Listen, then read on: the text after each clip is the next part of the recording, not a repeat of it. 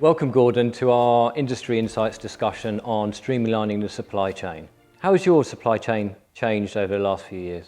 Well, supply chains are constantly evolving. During my working life, I've seen the supply chains move from things being manufactured in the UK to Asia to America, and we're starting to see them come back to the UK, in fact, now. A lot of reshoring. Definitely a lot of reshoring, yeah. There's a lot of investment needed to do that, but where the companies have the critical mass to do it, it's definitely going to happen. I've heard a lot about reshoring as well with automation. Do you think that's something that's going to become more commonplace? Oh, totally. The move from Asia to America that I've witnessed in my career was largely driven by automation. The factories and the supply chain in the States had automation, and they could do things at a lower cost than we could do them with hand labour in Asia. How can you change to a third-party logistics supplier, maintain relationships whilst reducing costs? It's all about making sure that you partner with that third-party logistics provider. They have to have a profound knowledge of your culture, your business, and where the key risks lie. And that's only achieved by investing time and energy with them. So with regards AI and automation, how do you see that impacting the SME market? So as the larger players invest, and then there's a body of intellectual knowledge and property that can be small to medium enterprises can actually tap into and take advantage of some of that scale. Cost will definitely reduce, and that'll open it up to small to medium enterprises, without doubt.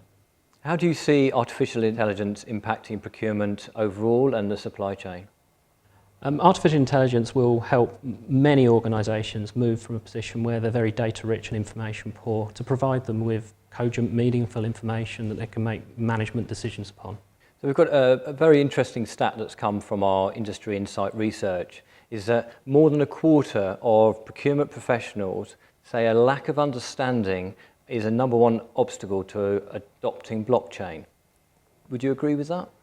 I think blockchain is an emerging technology again. There's not a lot of information about it, and there aren't necessarily at the moment a go-to partner to put blockchain into your supply chain. I think that will improve with time, and it will be widely adopted.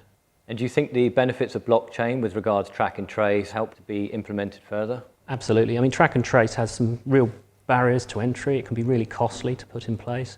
If you can do it with blockchain, as I think we will, you'll suddenly find that organisations that weren't prepared to invest those significant amounts of money will have it available to them, and they'll be able to track lots of things at a very detailed level that they aren't currently. So it'll be transformative. Gordon, I'd like to thank you very much for your time today. It's been fantastic, your insight into the market. An absolute pleasure, Chris. Thank you. Thank you.